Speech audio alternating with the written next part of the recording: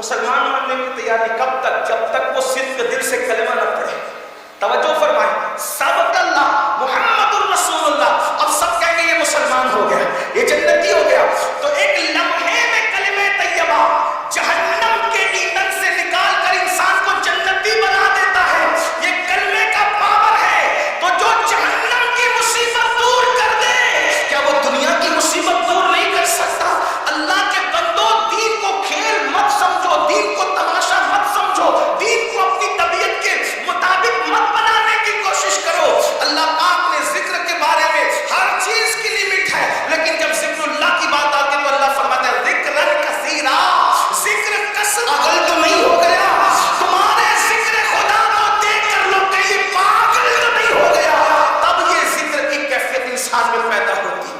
یہ ذکر کرنے والا حضرت سرکار شاہ برکت اللہ عشقی پیمی رحمت اللہ علیہ, جو ہمارے مشائخ میں سے آتے ہیں, اعلیٰ حضرت کے مشائخ میں, تاج الفول کے مشائخ میں, ان کو صاحب البرکات کہتے ہیں. جب یہ اللہ کا ذکر کرتے تھے تو اس شان سے کرتے تھے کہ پرندے بھی ان کے ساتھ ذکر الہی مل کر کے کیا کرتے.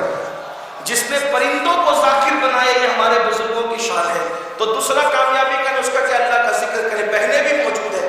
اچھا حیرت یہ, اللہ کے بڑے بڑے جس میں اذکار ہے وہ سب آسان ہے, اس میں کوئی مخرج کی ضرورت نہیں, کوئی محنت کی ضرورت نہیں. مثال کے طور پہ سبحان اللہ, اس میں کوئی محنت ہے, کوئی مخرج کا معاملہ ہے, کتنا اللہ.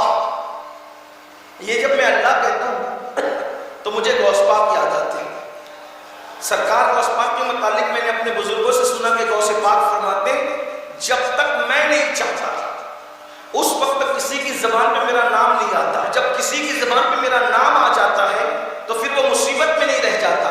تو میں سوچتا ہوں یا اللہ, جب عبد القادر کی یہ شان ہے تو قادر کی شان کا عالم کیا ہوگا. یعنی کہ غوث پاک کا نام اسی وقت میری زبان پہ آئے گا جب وہ چاہیں گے, اور لے لوں گا تو پھر مصیبت میں نہیں رہ جاؤں گا.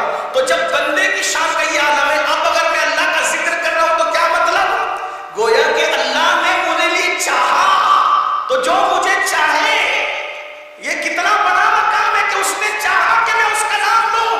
اور جب غوث پاک کے نام سے مصیبت ٹل جاتی ہے تو جو رب عبد القادر ہے, پھر اس کے نام کے پاور اور طاقت کا عالم کیا ہو. اس لیے اللہ کا ذکر کرو, کثرت سے کرو, ذکرن کثیرا, کثرت سے ذکر کرو اللہ کا, اٹھتے بیٹھتے چلتے پھرتے. دو نشانیاں ہو گئی, دل کو پاک کرو, گناہ سے ذکر کرو. اچھا ذکر کرو گے تو بھی دل پاک ہوگا. اور تیسری منزل اور آخری بات, تیسری منزل آخری بات کیا, فصلنا, اور وہ نمازی بن گئے, نماز پائیں گے. یہاں کر کے سب ڈھیلے پڑ جاتے. 95% لوگ مسلم امہ میں پوری دنیا میں نماز نہیں پڑھتے. 5% لوگ پڑھتے ہیں. پھر وہ لوگ بھی گھٹتے گھٹتے فجر کی نماز میں 1% سے بھی کم ہو جاتے. فجر میں نہیں آتے لوگ, اور پھر وہ اپنے آپ کو نمازی سمجھتے ہیں.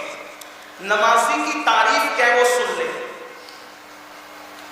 اگر کوئی 5 وقت کی نماز بھی پابندی سے پڑھتا ہے لیکن شادی میں نماز چھوڑ دیتا ہے, میت میں چھوڑ دیتا ہے, کبھی کبھی ٹرین میں چھوڑ دیتا ہے, فلائٹ میں جان بوجھ کے چھوڑ دیتا ہے, تو بزرگوں نے فرمایا جو جان بوجھ کر 1 وقت کی نماز بھی چھوڑ دے تو اس کا شمار نمازیوں میں نہیں ہوگا, تا وقت یہ کہ وہ توبہ نہ کر لے, یعنی وہ نمازیوں میں شمار نہیں ہوگا. جو جان بوجھ کر 1 وقت کی, اب سر درد ہے تو چھوڑ دیا, اپنے جیسے کچھ لوگ بیٹھے ہوئے تو چھوڑ دیا, ٹرین میں نماز کہ بھئی کیا کریں گے, کیسے پڑھیں گے, چھوڑ دیا.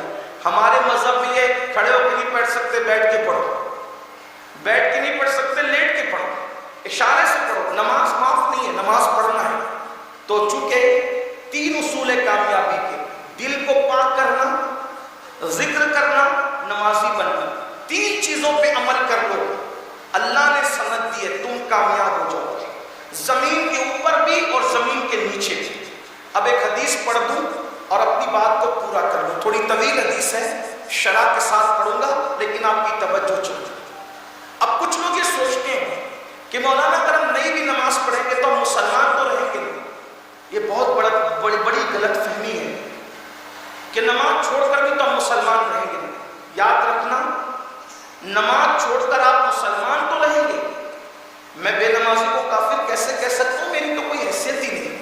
جب ہمارے بزرگوں نے نہیں کہا تو میں بھی نہیں کہہ سکتا، کیونکہ ہم بزرگوں کے پابند ہیں، اور 14ویں صدی میں تو ہم خاص طور پر فکر رضا کے پابند ہیں۔